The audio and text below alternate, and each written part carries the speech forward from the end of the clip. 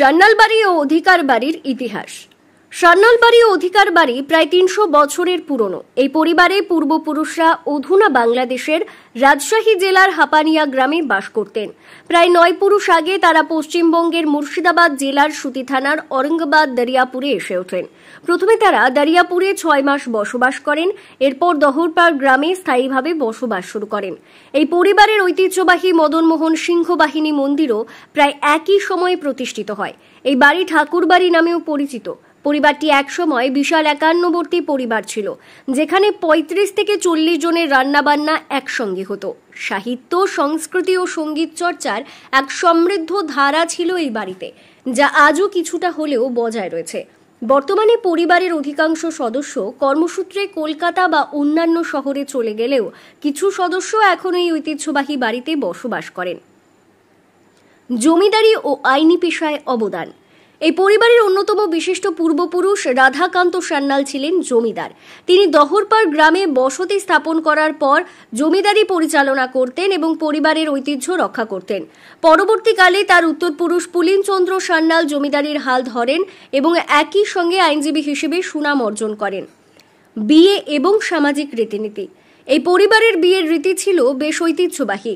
নববধূকে পালকিতে করে আনা হতো, যা একসময় জমিদার পরিবারের গর্বের প্রতীক ছিল। বর্তমানে সেই পুরনো পালকির কাজ স্মৃতি হিসেবে সংরক্ষণ করা হয়েছে। যদিও সময়ের সঙ্গে অনেক কিছু পরিবর্তন হয়েছে, তবুও পরিবারের ঐতিহ্যগত মূল্যবোধ এবং সামাজিক বন্ধন আজও রয়ে গেছে। বর্তমান পরিস্থিতি। সময়ের বিবর্তনে জমিদারি ব্যবস্থার বিলুপ্তি ঘটেছে এবং পরিবারের অনেক সদস্য কর্মসংস্থানের কারণে বিভিন্ন স্থানে ছড়িয়ে পড়েছেন। তবে সান্যাল পরিবারের বর্তমান উত্তরসূরি স্বাগতা সান্যাল, বয়স ৭১, তিনি বলেন, এই বাড়ির সাহিত্য, সংস্কৃতি এবং সঙ্গীত চর্চার ধারা এখনো অব্যাহত রয়েছে। ঔরঙ্গাবাদ অঞ্চলে জমিদার বাড়ির মধ্যে সান্যাল বাড়ি ও অধিকার বাড়ি একমাত্র অবশিষ্ট ঐতিহ্যবাহী স্থাপত্য নিদর্শন হিসেবে টিকে রয়েছে। এই প্রতিবেদনে তুলে ধরা হল সান্যাল ও অধিকার পরিবারের ৩ শতাব্দীর দীর্ঘ ঐতিহ্য ও পরিবর্তনের কাহিনী। এই বাড়ির ইতিহাস বলুন বা আমাদের বাড়ির যে ঐতিহ্য, একদম নপুরুষ আগে থেকে যিনি এসেছিলেন এখানে, রাধাকান্ত দেব শর্মা বা সান্যাল, উনি হাপানিয়া থেকে প্রথম এখানে আসেন দাঁড়িয়েপুরে। বরাবরই আমাদের বংশে গান বাজনা, লেখাপড়া, কারণ বাংলাদেশের যে বর্তমান বাংলাদেশের যে হাপানিয়া গ্রামে, তো ওখানে ঢাকা তোমার কোর্টের উকিল ছিলেন। ওনাদের মানে আমাদের যে পূর্বপুরুষ প্রত্যেকেই এই আইনি ব্যবসার সঙ্গে যুক্ত ছিলেন।